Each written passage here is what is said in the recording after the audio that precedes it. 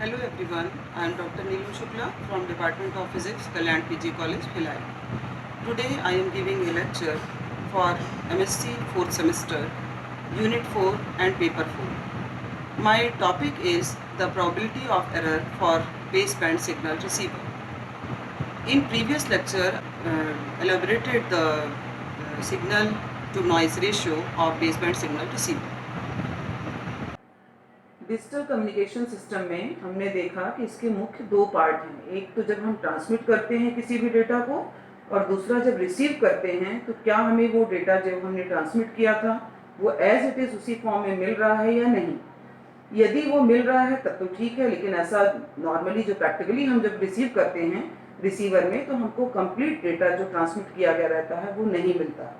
इसका मतलब क्या है कि यदि हमने जैसे 1 ट्रांसमिट किया है लेकिन उसकी जगह यदि 0 आ रहा है तो इसका ये सेंस है या ये आइडेंटिफाई कर रहा है कि जब हमारा इंटीग्रेटर, जैसे हमने यहाँ पे इसके पहले वाले आर्टिकल में मैंने बताया था आपको कि हम यहाँ पे रैंप और डंप सर्किट यूज़ किए थे एज ए फिल्टर या एज ए इंटीग्रेटर था हमारा वो, जो कि फिल्टर के रूप में काम किया था।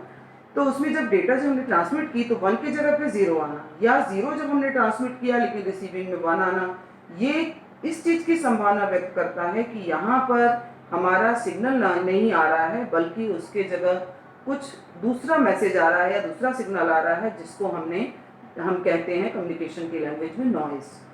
एंड दिस नॉइज, इस नॉइज की संभावना कितनी होगी हमारे फिल्टर में रिसीव करने के बाद, हमको कितना ट्रांसमिट हमारा सिग्नल जो था वो रिसीविंग एंड में कितना % मिला, इसकी संभावना के लिए हम ये कैलकुलेशन करते हैं या इसको एग्जैक्टली डिटरमाइन करने के लिए हम निकालते हैं प्रोबेबिलिटी ऑफ एरर किसी भी बेसबैंड सिग्नल रिसीवर में।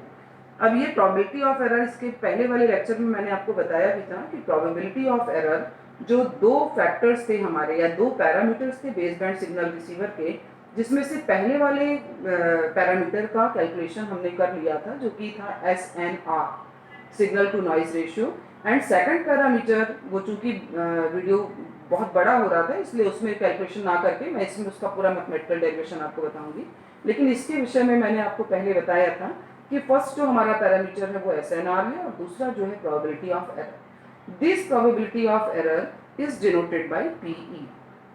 एंड मैं बताइए आपको कि नॉइज की संभावना जो होती है वह कितनी होगी, कितनी हो सकती है हमारे रिसीवर में, या जो हमने इसमें यूज़ किया है यहाँ पर बेसबैंड सिग्नल रिसीवर में इंटीग्रेट एंड डंप रिसीवर या डंप सर्किट को, तो उसमें कितनी हमारी प्रोबेबिलिटी ऑफ एरर हमको मिलता है।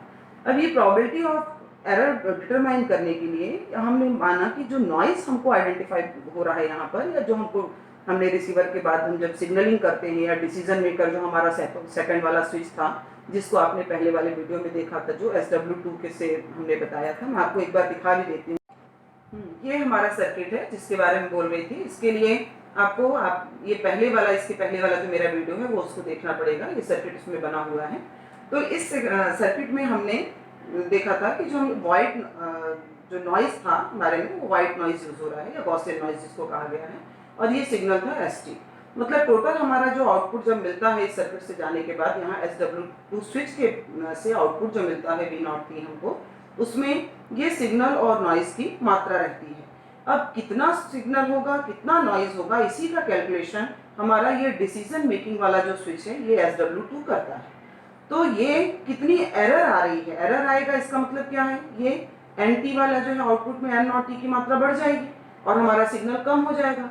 अब चूंकि यहाँ पर ये गॉसियन नॉइज है तो यहाँ पर एरर होने की संभावना के लिए हम क्या करते हैं कि यदि हमको सिग्नल मिल रहा है इसका आउटपुट वोल्टेज हमने V0T लिया था जिसमें सिग्नल जो था S0T था और नॉइज जो था वो हमारा N0T था। तो इसके लिए जो यदि हम गॉसियन या वाइट नॉइज यूज करते हैं तो उसके लिए उसका डेविएशन जो होता है N0T के अकॉर्डिंग किस प्रकार से वो चेंज होता है उसको हम गॉसियन डिस्ट्रीब्यूशन फंक्शन से, इस प्रकार का ये बेल शेप का एक डिस्ट्रीब्यूशन फंक्शन होता है, इसके थ्रू हम नॉइज के थ्रू कि कितना हमको नॉइज रिसीव हुआ है उसको कैलकुलेट कर सकते हैं। तो इस ग्राफ से आप देखिए कि ये ग्राफ जो है हमने यहाँ पे 2 पार्ट में इसको डिवाइड किया है। This is our first part and this is shows the total value of the output signal. Here this quantity from minus VT tau to VT tau ये शो कर रहा है कि यहाँ पे हमारा सिग्नल मिलता है, लेकिन जैसे ही हम फर्स्ट पार्ट पे आप केवल कॉन्सेंट्रेट करिए कि जब हम bt टाउ से इनफाइनाइट की ओर जा रहे हैं तो उस समय क्या हो रही है, n नॉट t है, इसका फंक्शन इधर है। तो ये देखिए कि यहाँ सिग्नल जो है वो कम होते जा रहा है, और सिग्नल कम हो रहा है क्योंकि यहाँ से ये क्या बढ़ते जा रहा है, n नॉट t बढ़ते जा रहा है। मतलब bt बाई टाउ से इनफाइनाइट की ओर यदि हम टेंड करेंगे तो हम ये देख रहे हैं कि हमारा सिग्नल कम होने लगेगा और नॉइस बढ़ने लगेगा। इसका मतलब ये हुआ कि उस सिग्नल में जो रिसीविंग, जब हम रिसीव करेंगे तो नॉइस की क्वांटिटी अधिक होगी और सिग्नल के कंटेंट्स यहाँ से यहाँ तक जाने में वो कम होने लगेंगे और नॉइस इंक्रीज होने लगेगा। तो इसके लिए हम ये गॉसियन डिस्ट्रीब्यूशन फंक्शन की हेल्प लेते हैं। और इसके लिए एक और है कि इस गॉसियन डिस्ट्रीब्यूशन फंक्शन में यहाँ पे जब हम रिसीविंग करते हैं तो उसमें हम ये मानकर चलते हैं कि यदि हमारा सिग्नल 100% मिल रहा है, या मीन्स bt बाई टाउ पर जब मिल रहा है, तो उस केस को हम 1 से डिनोट करते हैं, और माइनस bt बाई टाउ पर जब मिलेगा तो वो उसकी दो लिमिट है कि जहाँ तक हमको सिग्नल प्राप्त होता है। उसके बाद ये जैसे इस पार्ट को यदि अब देखें हम कि इस केस में जो कि n नॉट t जब भी अधिक होगा इससे, इसका मतलब क्या हुआ कि यहाँ पर सिग्नल वोल्टेज में नॉइस वोल्टेज की वैल्यू बढ़ गई हमारे सिग्नल वोल्टेज से। इसका मतलब क्या, नॉइस बढ़ गया। इसका मतलब क्या हुआ कि यहाँ पर एरर आ गया है रिसीविंग में, हमारा सिग्नल ना मिलकर क्या अधिक हो रहा है यहाँ पे, n naught t। n naught t का ग्रेटर होना मीन्स यहाँ पर n नॉट t ग्रेटर होगा तो आउटपुट जो वोल्टेज होगा उसमें नॉइस के कंटेंट्स बढ़ जाएंगे, मीन्स हमको एरर प्राप्त होगा रिसीविंग एंड में, या स्विचिंग जो हमारा स्विच रहेगा वो डिसाइड करेगा कि यहाँ पर एरर की संभावना अधिक हो गई है। इस एरर के कैलकुलेशन के लिए, जिस एरर की संभावना को हम कैलकुलेट करते हैं, that is calculated by the probability of error function. ये एरर ऑफ प्रोबेबिलिटी जो हम कैलकुलेट कर रहे हैं with the help of function of noise which is denoted by function of noise, this is it जो हमने y एक्सिस पर वहां लिया है। अब ये जो इंटरवल है हमारा x एक्सिस पे जो हमने देखा था, फर्स्ट वाला जो रेंज लिया है हमने कि vt बाई टाउ से इनफाइनाइट की ओर जो हमारा फंक्शन है n naught t, n naught t में जो फंक्शन ऑफ नॉइज है, जो गॉसियन नॉइज है, उसके पाए जाने की संभावना कितनी होगी, that is denoted by this probability of error can be denoted by this function.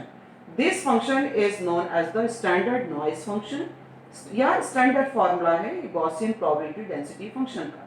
ये स्टैंडर्ड जो फॉर्म आया है इसका, ये कहाँ से आया है, एक्चुअली क्या होता है कि हमारा जो प्रोबेबिलिटी ऑफ एरर है that is denoted by the Gaussian probability density function. This function is standard form of this which is 1 upon under root of 2 pi sigma square e to the power minus v minus x square by 2 sigma square। ये same function हमारा यहाँ पर हमारा जो x है that is n naught t, mu क्या है यहाँ पर, मीन है, जो कि इस गॉसियन डिस्ट्रीब्यूशन फंक्शन में यहाँ हमारे लिए मीन की वैल्यू क्या है, 0 है, और वेरिएंस यहाँ पे सिग्मा से यहाँ रिप्रेजेंट किया है, हमने सिग्मा नॉट लिया है उसको, इसके पहले के उसमें कैलकुलेशन में हमने लिया था यहाँ पर।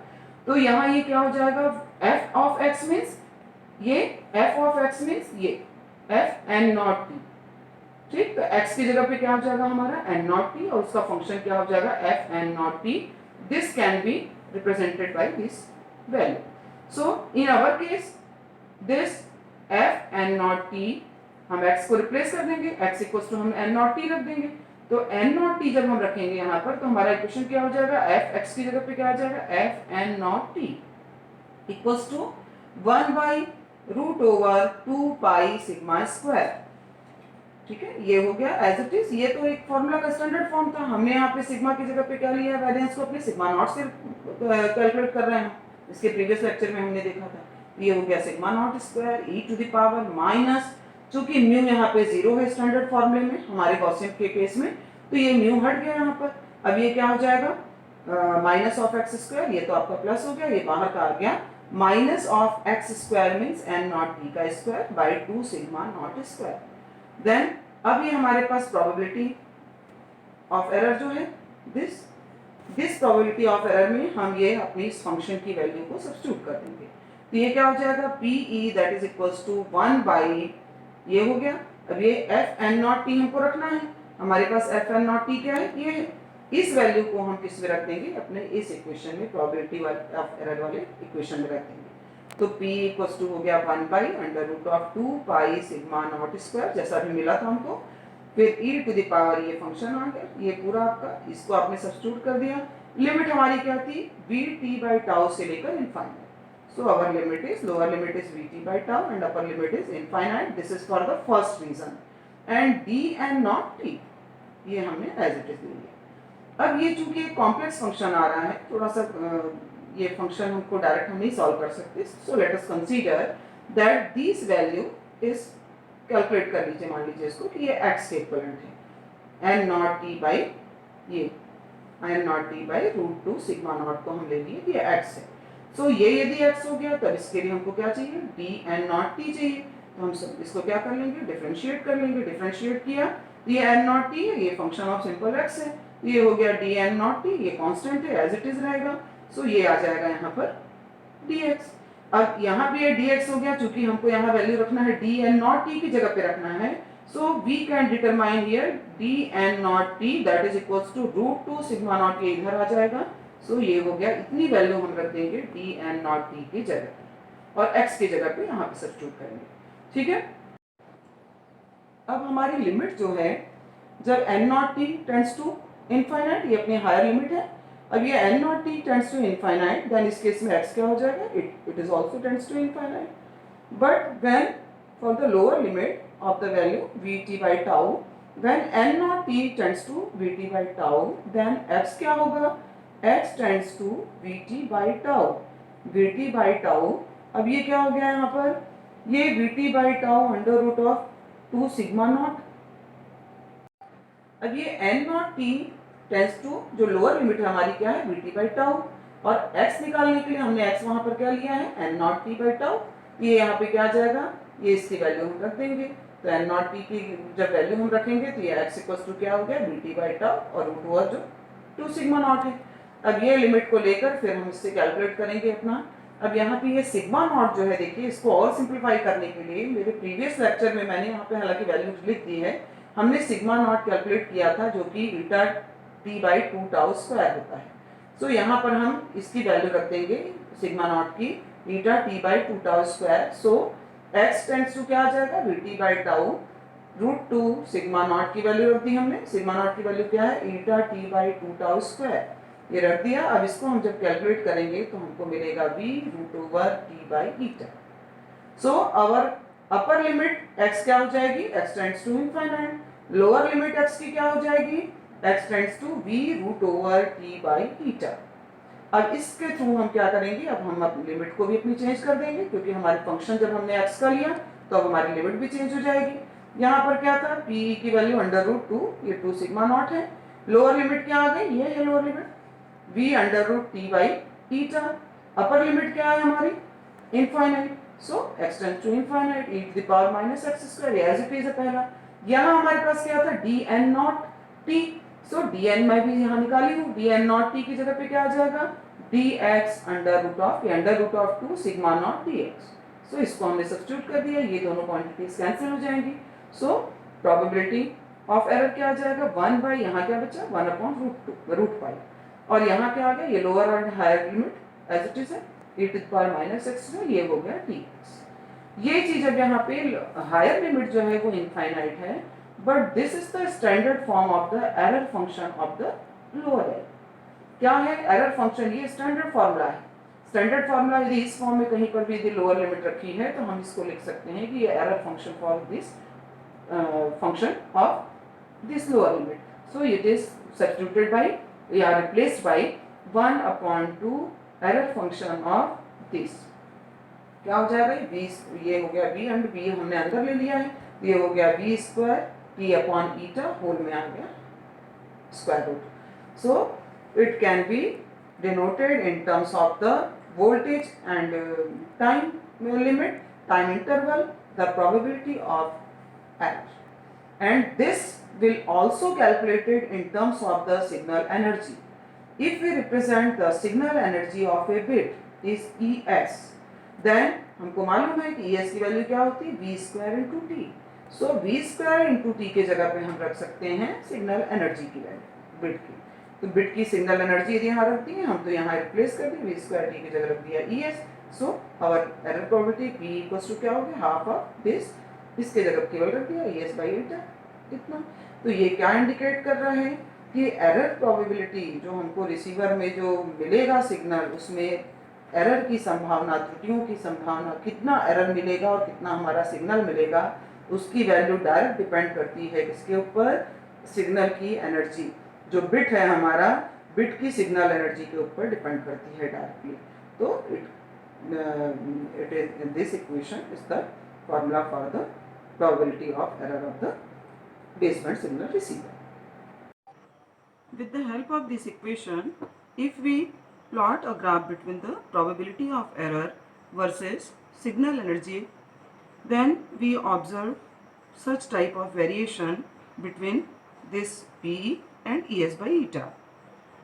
This graph shows that when the signal energy increases, the noise in the noise of the baseband signal output will be just decreases. This shows that when the signal energy is zero, the noise is maximum, but it should not be more than the half.